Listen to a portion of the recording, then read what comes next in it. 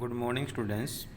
Today we'll discuss about the shielding and nuclear charge. Shielding effect and nuclear charge. Very much important concept for the inorganic chemistry.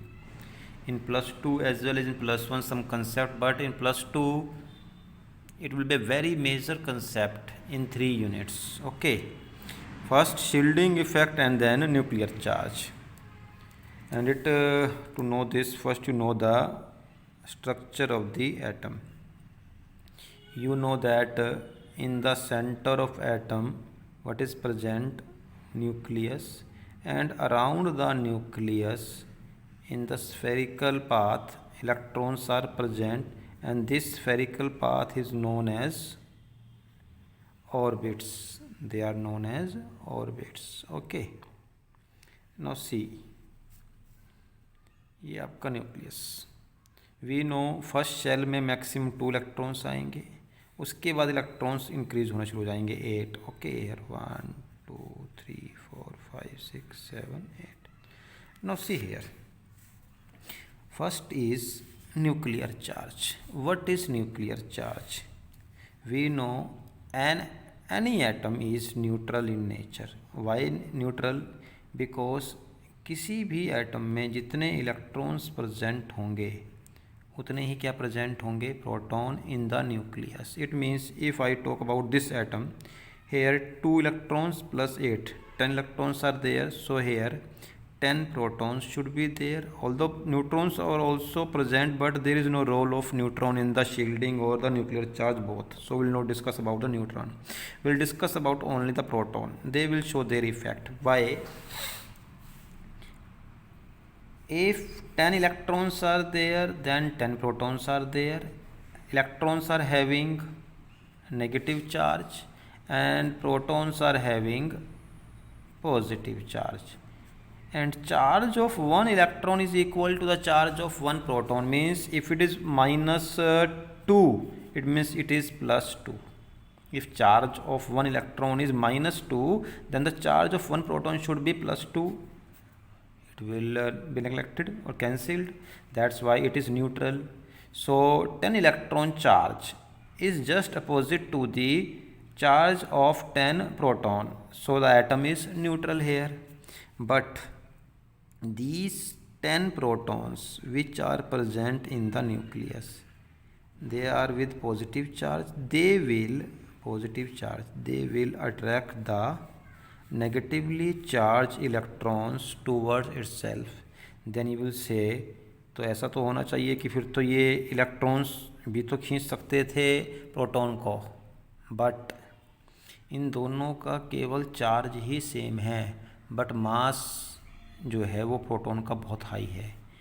1 means if the mass of electron is 1, then the mass of proton is 2000.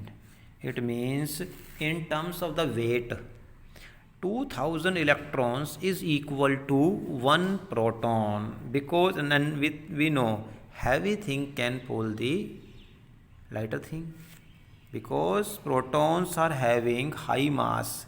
That's why they will attract the electron towards itself. जैसे हमारे universe में सन जो है वो हर planets को अपनी तरफ खींच रहा है. Planets can also attract the sun, but not, because sun is very heavy as compared to the planets. Atom structure is almost a miniature of the universe.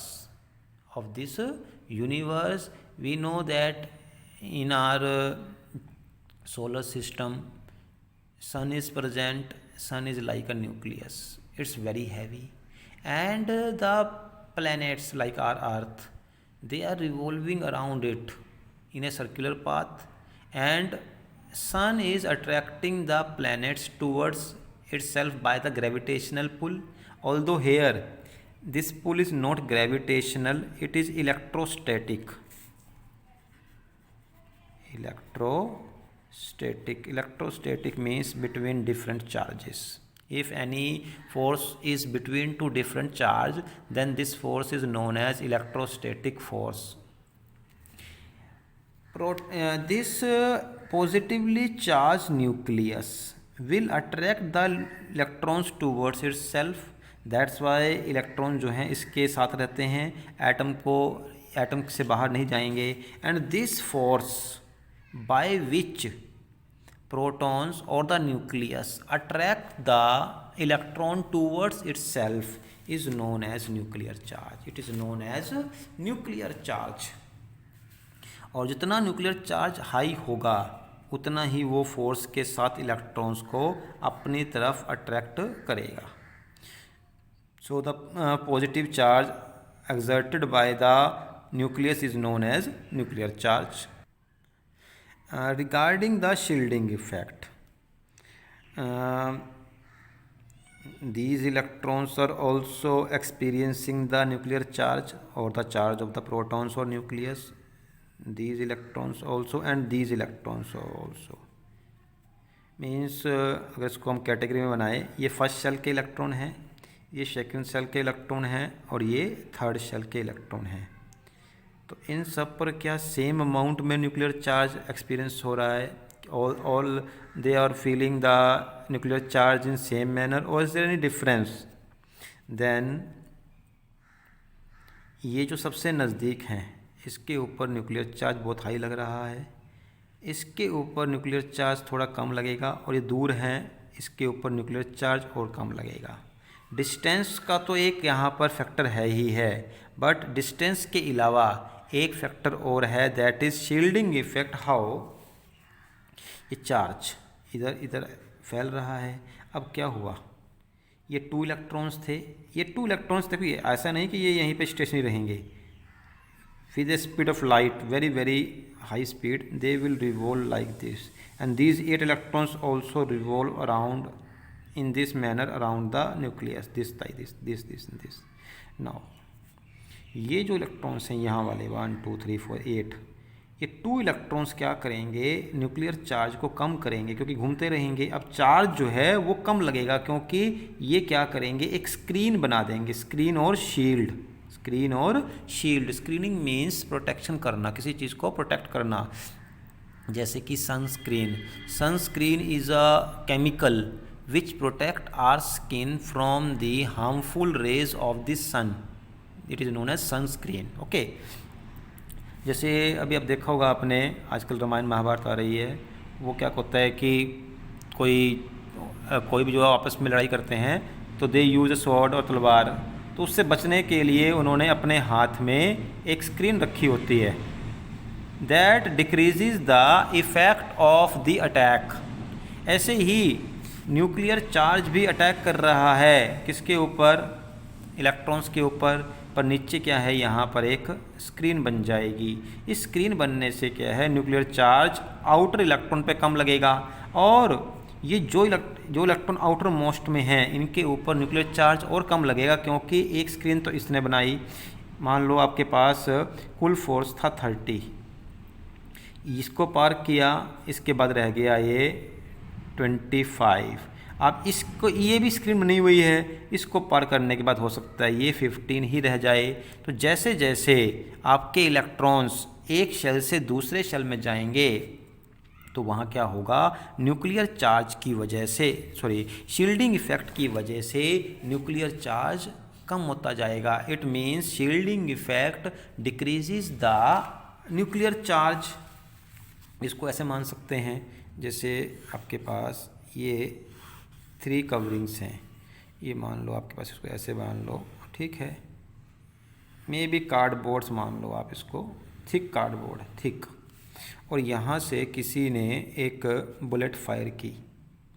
अब अगर पर्सन यहाँ पर है, उसको बुलेट का सबसे ज़्यादा असर होगा, it will be affected most. अगर पर्सन इस के पीछे यहाँ है तो बुलेट पहले इस कार्डबोर्ड को करेगी penetrate. After penetrating this cardboard it will strike this person, so the effect of bullet will decrease. But if person is here, then bullet will first penetrate through this, and after penetrating through this cardboard it will strike this person, so the effect of bullet will decrease, and the person is here, then the effect of bullet will also decrease. Okay, it means what they are creating, screening or shielding effect. They are creating shielding or screening effect. And now the bullet, suppose this person, if bullet is attacking this person with some force, although it will strike and with some force, that is known as effective force. Effective means with which effect it is striking the person. In the same way here also, यहाँ nuclear charge सबसे high है, इस shielding के बाद जो पहुंचा कम हो गया, तो जो कम तो हुआ है but it is still exerting some force here, some nuclear charge here. This charge is known as effective nuclear charge. Effective nuclear charge means the charge that remains after the screening. Screening के बाद जो charge बचा हुआ है और लग रहा है उसे बोलेंगे हम इफेक्टिव न्यूक्लियर चार्ज. एंड और यहाँ पर चार्ज और कम हो जाएगा पर कुछ तो लगेगा, that is known as effective nuclear charge. So effective nuclear charge will decrease with the increase in the shielding. As the shielding will increase, it will decrease the effective nuclear charge. So it is over for today, and tomorrow we'll discuss the Pauli exclusion principle and Hund's rule. Okay, thank you.